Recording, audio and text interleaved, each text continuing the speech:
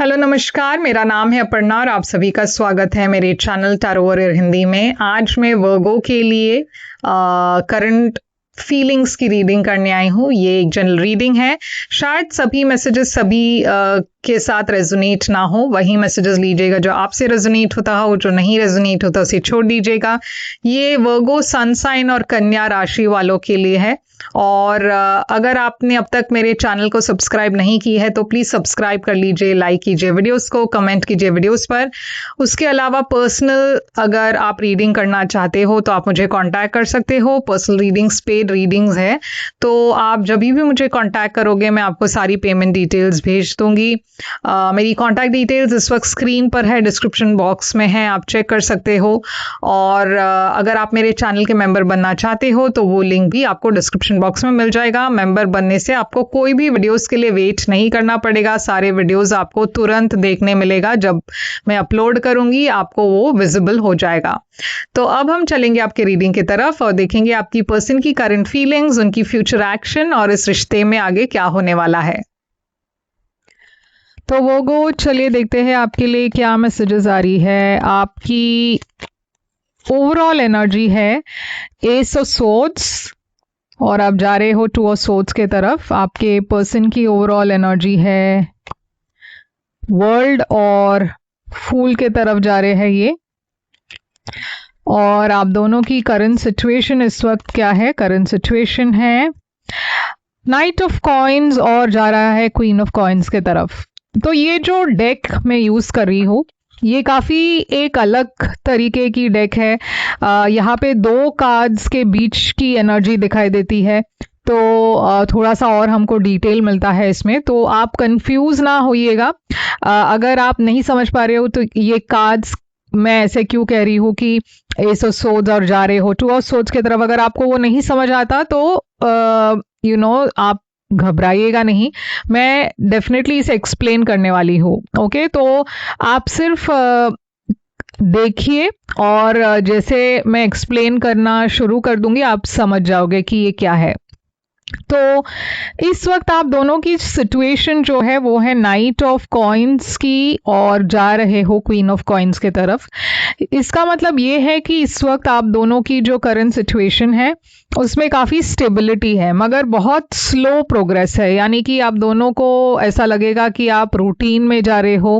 बहुत ज़्यादा शायद आपको एक प्रोग्रेस ना दिखे, क्योंकि प्रोग्रेस हो रही है मगर बहुत स्लो प्रोग्रेस है। तो इस रिलेशनशिप में आप दोनों शायद अपने रिलेशनशिप की स्टेबिलिटी पर ज़्यादा ध्यान दे रहे हो। पहले जैसे वो एक्साइटमेंट नहीं दिखाई दे रही जो एक रिलेशनशिप में होती है। तो इस वक्त मैं देख रही हूँ काफ़ी स्लो मूविंग एनर्जी है, मगर जा रहा है ये स्टेबिलिटी के तरफ। ओके, क्वीन ऑफ कॉइन्स एक स्टेबल एनर्जी है, ग्राउंडेड एनर्जी है।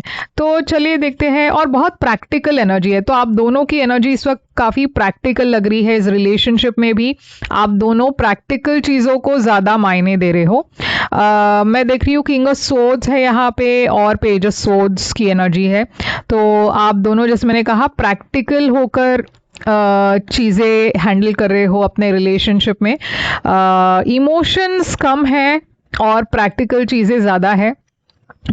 इंटेलेक्चुअल बातें बहुत ज़्यादा है, मगर जैसे मैंने कहा प्रैक्टिकल चीज़ें कम है।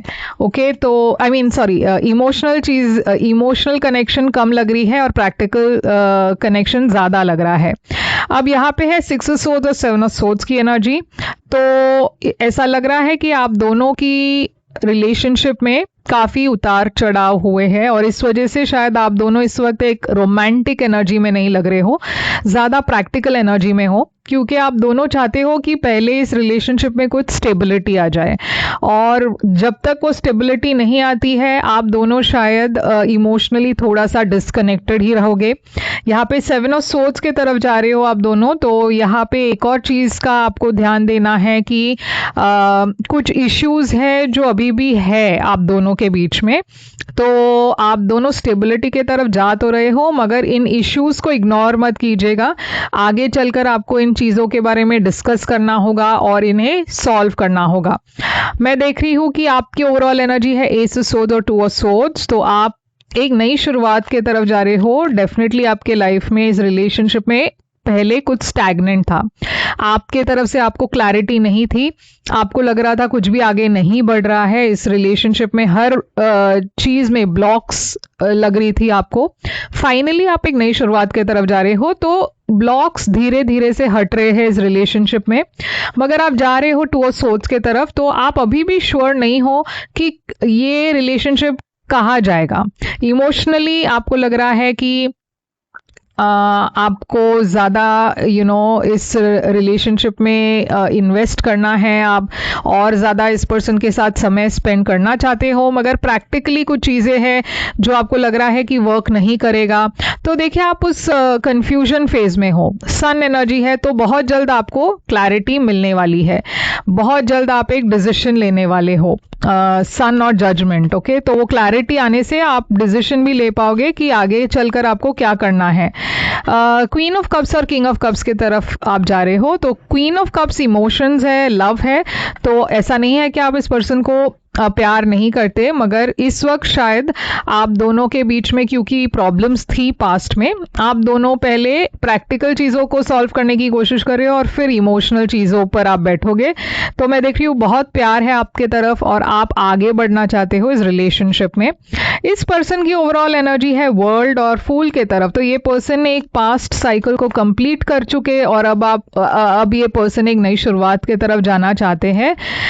यहाँ पे मैं सेपरेटेड एनर्जी देख रही हूँ। ऐसा हो सकता है कि आप दोनों सेपरेशन में थे या थोड़ा समय तक आप दोनों के बीच में बहुत डिस्टेंस था। यहाँ पे मैं हीलिंग की एनर्जी देख रही हूँ इस पर्सन के अंदर।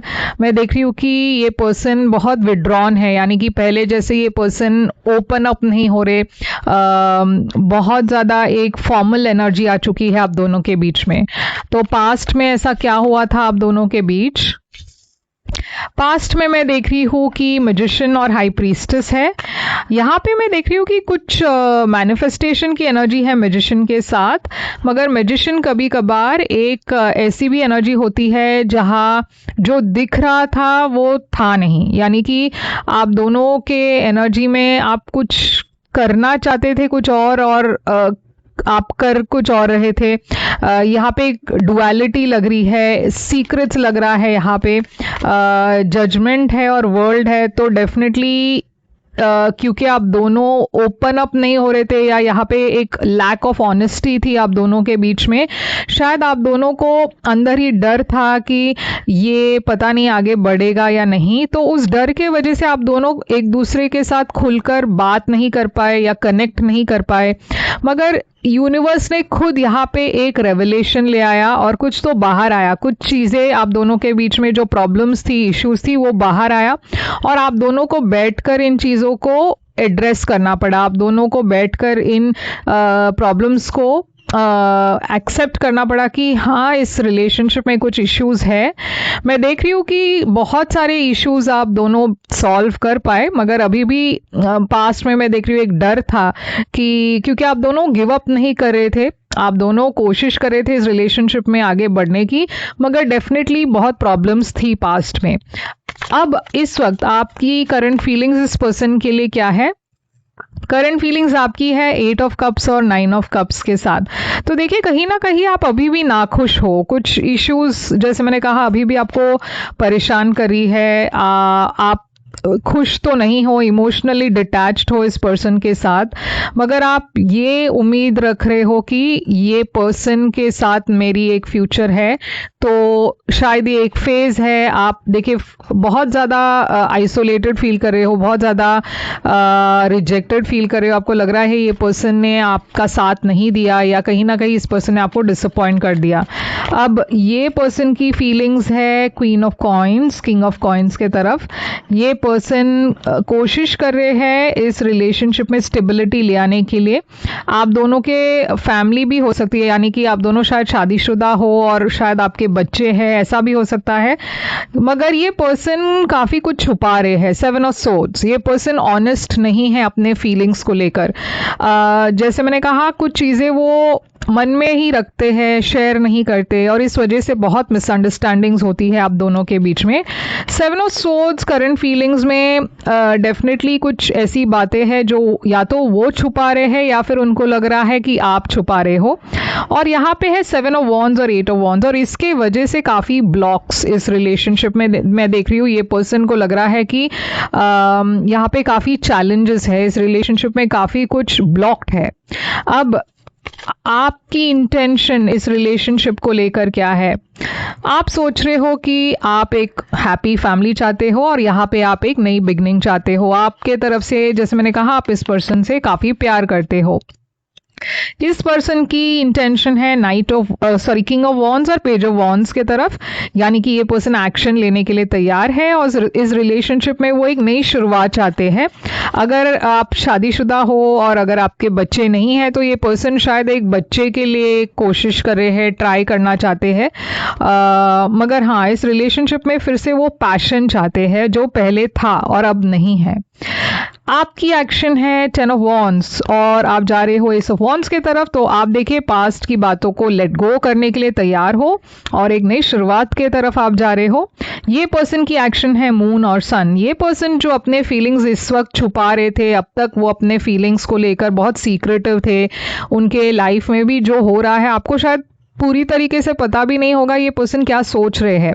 तो ये पर्सन फाइनली अपने दिल की बात खुलकर कहने वाले हैं। यहाँ पे बहुत ज़्यादा क्लैरिटी आने वाला है और एक्शन में मैं देख रही हूँ ये पर्सन अपने फीलिंग्स को आपको कहने, मतलब वो खुलकर अपने फीलिंग्स को एक्सप्रेस करेंगे।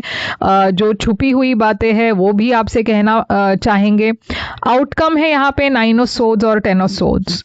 तो यहाँ पे बहुत ओवर थिंकिंग है, स्ट्रेस है, एंग्जाइटी है। इसके वजह से यहाँ पे आप दोनों को कभी ना कभी ऐसा लगा होगा कि ये पर्सन मुझे धोखा दे रहे हैं या ये पर्सन मुझे इन्होंने धोखा दिया है। यहाँ पे एक एंडिंग की एनर्जी दिखाई दे रही है, मगर अब ऐसा लग रहा है कि इस एंडिंग से आप बाहर निकल रहे हो और एक नई शुरुआत है। यहाँ 8 ऑफ वॉन्ड्स है, यहाँ 9 ऑफ वॉन्ड्स के साथ। तो अगले कुछ दिनों में, इनफैक्ट अगले कुछ एक 10-15 दिन के अंदर मैं देख रही हूँ कि काफ़ी इम्प्रूवमेंट होगी इस रिलेशनशिप में, काफ़ी कुछ आगे बढ़ेगा। पहले बहुत स्लो मूविंग था, मगर अब एकदम से जल्दी जल्दी फटाफट मैं देख रही हूँ कम्युनिकेशन आ रही है, बातें हो रही है, आप दोनों आगे बढ़ रहे हो और यहाँ पे स्टेबिलिटी दिखाई दे रही है। तो ये जो रिश्ता है इसमें काफ़ी उतार चढ़ाव हुए हैं, मगर आप दोनों फाइनली एक स्टेबल एनर्जी की तरफ जा रहे हो और वो मैं देख रही हूँ कि आप दोनों चैलेंजेस को ओवरकम कर पा रहे हो। तो यहाँ पे क्या मैसेज है आपके लिए? रिलीजियस फैक्टर्स, तो आप दोनों के बीच में रिलीजन एक इशू हो सकती है, हो सकता है आप दोनों का कास्ट अलग हो, रिलीजन अलग हो, इस वजह से काफ़ी प्रॉब्लम्स हो रही हो। फैमिली इश्यूज उसके वजह से हो रही हो। प्लेफुलनेस, तो यूनिवर्स कह रही है कि पहले जैसे आप जब मिले पहली बार तब इतनी एक्साइटमेंट थी, इतनी लाइट हार्टेड एनर्जी थी। आप दोनों को उस पास्ट के एनर्जी को वापस ले आना है। थोड़ा सा आपको इस रिलेशनशिप में एक पहले जैसे वो रोमांस ले आना है जो मिसिंग है इस वक्त। और यहाँ पे है stay optimistic about your love life. तो यूनिवर्स कह रही है आप बहुत निराश हो इस वक्त, मगर आपको अपने लव लाइफ को लेकर निराश होने की ज़रूरत नहीं है क्योंकि बहुत पॉजिटिव चेंजेस आ रही है। तो यहाँ साइंस में देख रही हूँ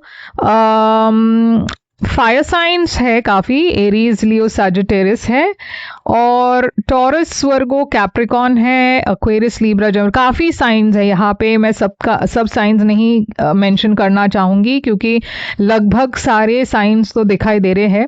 तो साइंस पर ज़्यादा आप फोकस मत कीजिएगा। मैसेज अगर रेजोनेट हुआ तो ये आपके लिए मैसेज है। पर्सनल रीडिंग्स के लिए आप मुझे कांटेक्ट कर सकते हो। मेरी सारी डिटेल स्क्रीन पर है, डिस्क्रिप्शन बॉक्स में है। अगर ये आपको पसंद आए तो आई क्लेम लिखिएगा कमेंट्स में या फिर एक इमोजी छोड़ दीजिएगा और लाइक, शेयर, सब्सक्राइब और कमेंट करना मत भूलिए। मैं फिर से आऊँगी एक और रीडिंग लेकर, तब तक के लिए टेक केयर।